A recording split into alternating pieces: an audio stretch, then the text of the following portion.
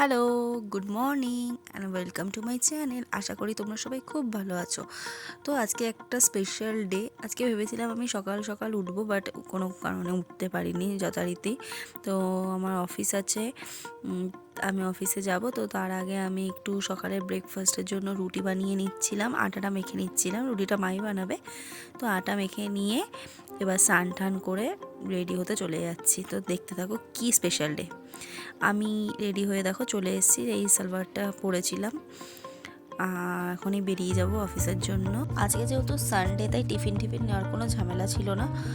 অফিসেই খেয়ে নেবো আর তাড়াতাড়িও চলে আসবো। এসে একটু রান্নাবান্না করতে হবে, মানে হালকা পালকা।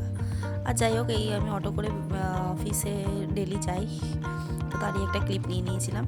আর আমি অফিসে চলেও এসেছি। এবার অফিসে এসে আমার ফার্স্ট কাজ থেকে পুজো দেওয়া। আমার একটা ছোট্ট সিংহাসন আছে রুমে, তো ওইটার পুজো দেওয়া। তো দেখো তোমরা,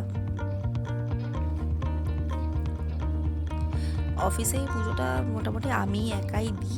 রুমে যদিও তিনজন, বাট আমি পুজোটা দিই। ভালো লাগে। নর্মালি রেগুলার বেসিসে ঠাকুর যখন আছে পুজো কেন দেবো না, তো সেই হিসেবে পুজোটা দিয়েই দিই। আর এই পুজো টুজো দিয়ে তারপর আমি একেবারে কাজে বসে যাই। আর আজকে আমাকে তাড়াতাড়ি করে সমস্ত কাজ কমপ্লিট করে রাখতে হবে, তার কারণ আমাকে তাড়াতাড়ি বেরোতে হবে।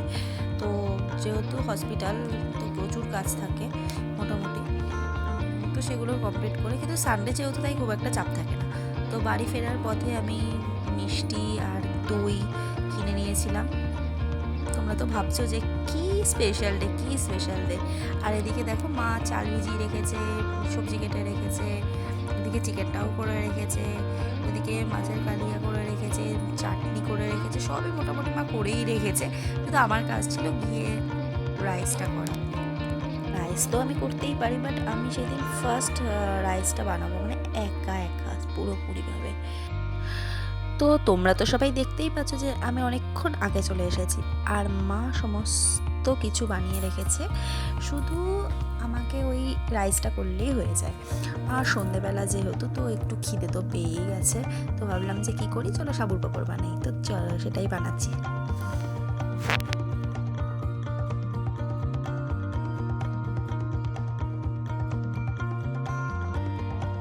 সাবুর পাঁপড় খেতে কিন্তু আমার ভীষণ ভালো লাগে, আর আমার বরের বাবার সবারই খুব ফেভারিট সাবুর পাঁপড়। তো দেখো, এক থালা সাবুর পাঁপড় ভেজে নিয়েছিলাম আমরা সবাই মিলে খাবো বলে।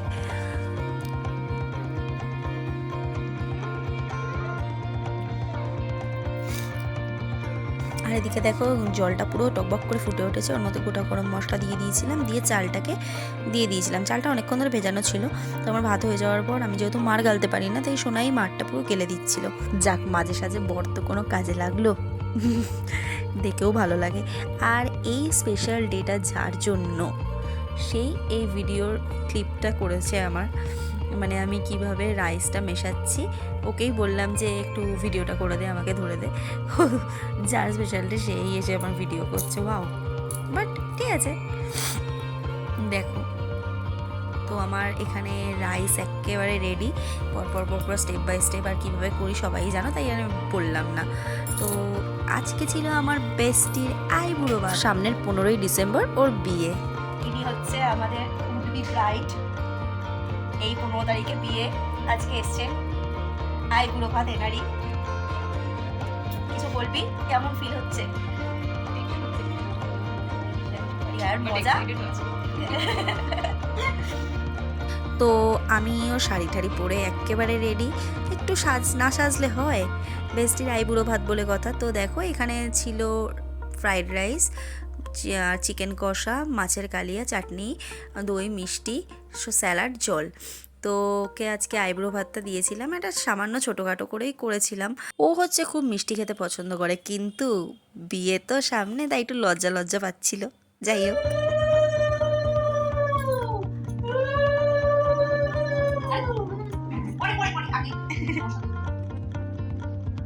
এখানে ও এক এক করে সমস্ত খাবার টেস্ট করছিল, আর বললো খাবারগুলো ভালো হয়েছে, আর আমার রাইসটাও খুব ভালো হয়েছে। তারপর আমরা রিলস করবো বলে গেছিলাম, বাট যা হচ্ছিল রিলসে আর বলার মতো না।